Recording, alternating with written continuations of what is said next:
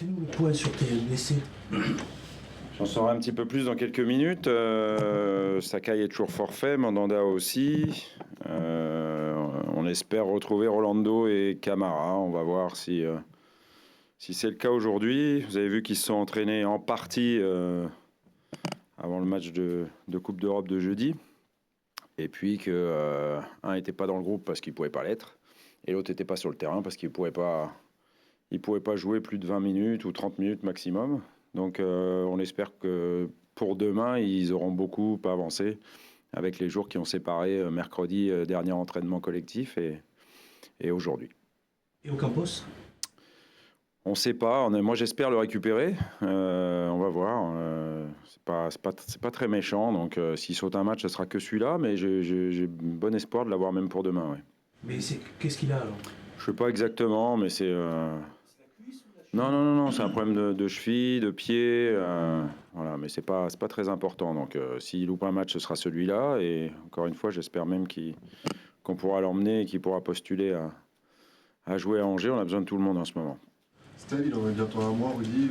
Tu l'espères à peu près pour quand il en est où de l'évolution ? Je sais pas trop ça. Il revient bien, il s'entraîne, mais il s'est pas entraîné avec le groupe. Donc, on verra. Pour l'instant, je fais avec les joueurs valides. Les joueurs valides, c'est Johan qui a été excellent contre Salzbourg, et c'est Flo Escalès qui est prêt à pallier une absence de Johan, ce qu'on ne souhaite pas du tout, bien évidemment. Mais si Steve revient le plus vite possible, c'est tant mieux pour l'Olympique de Marseille. On aura plus de possibilités. S'il revient, enfin, pas forcément demain, mais s'il est prêt qu'à partir de la semaine prochaine, est-ce que Bouba Camara peut remplacer Sakai dans le roulement des latéraux ? Oui.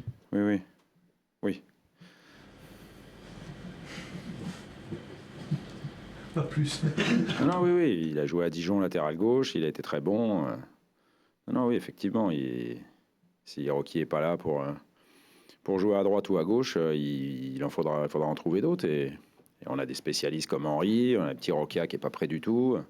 Et après, il y a Bouba qui a déjà montré qu'il a été très bon à gauche et qui peut jouer aussi à droite. Je l'avais mis contre Sochaux en Coupe de la Ligue, son premier match avec les pros de l'Olympique de Marseille. Il avait été très très bien aussi. Si on parle des latéraux, il y avait Bouna avec nous il y a quelques secondes. Ouais. Il a dit je veux être à l'OM la saison prochaine. Est-ce que c'est l'arrière droit dont vous rêvez pour l'OM Champions Project ? Je rêve d'avoir Ibou Nassar et Hiroki Sakai pour la saison prochaine, oui. C'est-à-dire garder tous les meilleurs joueurs de mon effectif.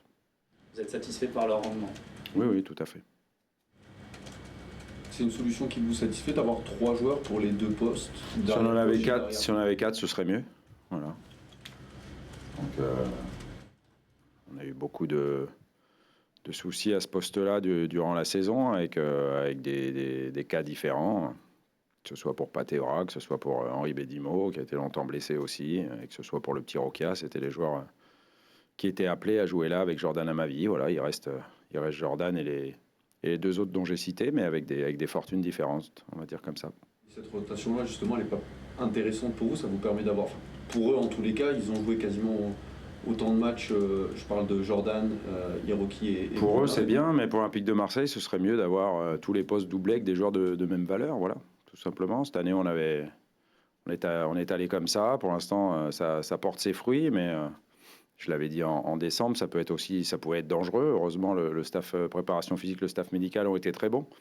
Mais enfin, vous êtes aperçu qu'on a perdu toute notre base défensive, notre gardien et nos 2 défenseurs centraux sur le même match. Et donc, il a fallu être inventif, on va dire comme ça. Cette inventivité vous a poussé à mettre Luis Gustavo dans l'axe. Ouais. Est-ce que l'hypothèse de le voir à ce poste jusqu'à la fin de saison existe ? Comme elle existe, qu'il revienne tout de suite au milieu dès demain et qu'il reste au milieu toute la fin de saison. Ni plus ni moins, ouais. Et concernant donc Bouna qui est venu nous voir juste avant, tous ses coéquipiers sont très élogieux sur son niveau de performance actuel depuis plusieurs matchs. On a eu quelques petites déclarations, entre guillemets, un peu lobbyistes pour l'équipe de France. Est-ce que vous pensez qu'il a le niveau et la possibilité de pouvoir postuler Je pense qu'il doit être performant jusqu'à la fin de la saison, c'est-à-dire demain s'il débute. Et ensuite, sur tous les matchs où il participera jusqu'à la fin de la saison, il doit je dirais que le plus dur commence, il doit confirmer, il doit rester les pieds sur terre surtout. Donc voilà, c'est une période un peu délicate pour lui parce que tout le monde l'encense. Donc il faut absolument qu'il reste le Bounassar qu'on connaît, qui a faim, qui est motivé, qui est concentré surtout et qui a envie de faire de bonnes performances avec son club. C'est ce qu'il a dit et c'est ce qu'il doit faire. Où est-ce qu'il doit encore progresser à ce poste? Sur l'aspect défensif, sur la gestion des moments du match. Voilà, mais il doit surtout garder sa confiance en lui, parce que ça, c'est important. Il a l'entière confiance de son coach. Ça, il le sait depuis que je suis arrivé à l'Olympique de Marseille. Voilà, donc il doit encore progresser, parce qu'il n'a pas beaucoup de matchs à ce poste-là, même s'il fait de très bonnes choses en ce moment. Encore une fois, le plus dur commence, il faut confirmer.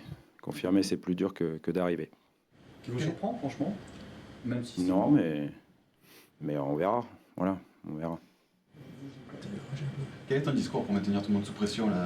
Il y a un match à Angers important. Si on veut rester collé à Monaco et à Lyon, ou les devancer s'ils font des faux pas, il faut absolument qu'on gagne à Angers. Comme l'a dit Bouna, on a joué il n'y a pas longtemps, puisque il y a moins de 48 heures, on était sur le terrain sur un match important de Coupe d'Europe, mais on a gagné, donc les garçons font ce qu'il faut.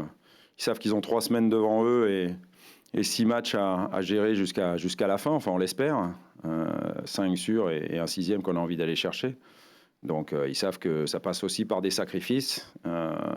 Ça peut être un moment de carrière pour certains d'entre eux exceptionnel. Donc il faut s'en donner les moyens d'aller chercher des résultats. Et il est impératif d'aller gagner à Angers. Et on sait qu'Angers, c'est une bonne équipe. On n'a pas réussi à la battre au match aller.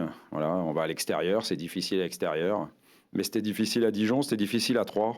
Et on est revenu avec des victoires. Donc il faut faire la même chose à Angers demain.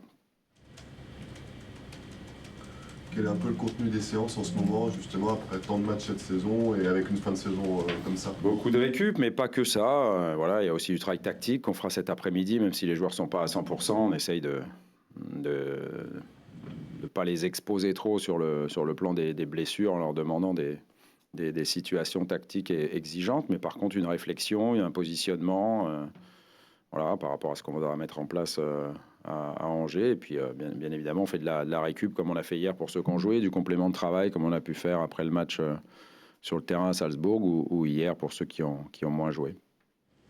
En parlant de tactique, on a vu encore l'efficacité des coups de pied arrêtés en début de match avec l'action de Mitroglou, bon, il est un peu hors jeu. Ouais. Ça, c'est préparé à l'entraînement. Le Payet pour Thauvin encore après. Est-ce que tu es satisfait de l'application et c'est vraiment important pour toi de Oui, plutôt. Je crois qu'on est la meilleure équipe de France sur les buts marqués sur corner, mais je pense qu'on peut encore s'améliorer. On peut être encore plus en analyse de la situation, un peu comme ce qu'a fait Dimitri à Troyes, mais après, il faut quand même dire qu'on a un formidable tireur de coups de pied arrêtés, Dimitri, exceptionnel dans ce domaine-là. Voilà, de n'importe quel lieu de la moitié adverse, et il est capable de mettre des ballons très très dangereux pour l'adversaire. Donc on s'en sert, on y travaille. Je pense que mes défenseurs centraux pourraient marquer plus. Je les chambre un petit peu sur ce plan-là. Donc j'essaye de les piquer un peu pour qu'ils répondent par des buts. Voilà, mais on peut encore s'améliorer, mais on sait toute l'importance, surtout sur les matchs serrés ou sur les matchs à gros enjeux, des coups de pied arrêtés. Donc on essaie d'être performant, que ce soit défensivement ou offensivement. On parle des coups de pied arrêtés, on peut parler de coups de pied arrêtés défensifs aussi. Vous êtes beaucoup moins friable qu'en début de saison. C'est un truc qui doit vous faire forcément plaisir, le travail paye. On a appris à Monaco pour corriger tout ça derrière. Depuis, ça va beaucoup mieux. Voilà, maintenant, là aussi, un peu comme Bouna, il faut rester concentré, il faut rester lucide. Il faut vite se mettre en place sur les coups de pied arrêtés défensifs. Il faut être malin. Il y a des trucs aussi qui font que on peut être plus performant. Ils les connaissent. Donc, parfois, la difficulté, c'est que plus le match avance et moins on reste lucide. Donc on en oublie où est-ce qu'on se doit se placer ou à quelle hauteur on doit se positionner. Et tout ça, ça ne doit pas arriver. C'est pour ça que je leur demande une réflexion de chaque moment, de chaque instant. Et chaque détail compte pour gagner les matchs. Et sur les coups de pied arrêtés défensifs aussi. Est-ce que dans cette dernière ligne droite du sprint final, c'est d'autant plus important d'essayer de garder le groupe dans une petite bulle pour éviter d'avoir des dispersions, peut-être des joueurs qui penseraient déjà à la saison prochaine, enfin... Personne ne pense à la saison prochaine, si ce n'est quand vous leur posez la question, et Bouna a bien répondu, voilà. J'ai pas en tête un joueur qui soit fin de contrat. Si Orlando, effectivement.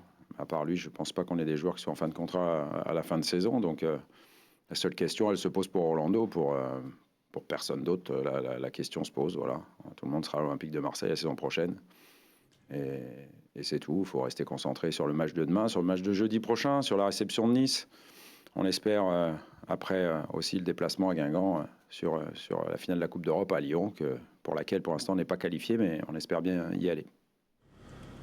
Et depuis jeudi, il y a des échanges un petit peu, on va dire, musclés entre M. Hérault et M. Aulas. Selon vous, ça fait partie du folklore du football, ou c'est justement des éléments qui peuvent peut-être un peu avoir des conséquences négatives sur les possibles futures échéances, en l'occurrence? Non, ça fait en rien partie du folklore. Là, on parle de choses plus que sérieuses et graves, c'est-à-dire des joueurs qui ont été suspendus suite au match de Lyon à Marseille. Donc j'ai bien évidemment lu aujourd'hui dans la Provence et dans l'équipe les déclarations de mon président. Et je suis juste d'accord à 100%, mot pour mot, avec Jacques-Henri Hérault sur ce qu'il a pu dire. C'est quelque chose qui peut vous servir pour motiver vos troupes, ou au contraire, vous pensez qu'il vaut mieux essayer d'éteindre un peu le début d'incendie? C'est pas un petit peu le rôle d'un dirigeant de temporiser un peu aussi cette situation? Les choses peuvent se faire dans le respect, mais il y a quand même des décisions qui ont été plus qu'étonnantes. Voilà. On voit un joueur de Lyon, Lopez, frapper un membre du staff de l'Olympique de Marseille, prendre 3 matchs fermes. Et puis on voit un Adil Rami qui a vociféré, hurlé, et qui prend la même sanction, alors que Marcello prend du sursis. Donc c'est juste des décisions, à mon avis, ou incompréhensibles, ou simplement politiques, quoi. Jacques-Henri l'a bien expliqué. On constate parfois que certains joueurs se préservent avant la Coupe du Monde. Alors, soit on a l'impression que c'est l'effet complètement inverse dans cet OM au printemps. Flo, Dimitri, même Bouna, Jordan à un degré moindre, se tuent un peu pour ça aussi, quoi. Ouais, mais c'est comme ça qu'il faut que ce soit. Je veux dire, l'avantage, c'est que personne n'est sûr d'aller en Russie, ou pratiquement personne, pour des raisons différentes d'ailleurs. Ou des blessures qu'il faut soigner vite et il faut revenir. Je pense à Steve et je lui souhaite de vivre ça. Parce que, on sera plus fort avec Yoann Pelé et Steve Mandanda disponibles en même temps. Et pour lui, revenir, c'est aussi se donner les meilleures chances d'aller à la Coupe du Monde. Puis pour d'autres, il faut arracher ses tickets de sélectionner.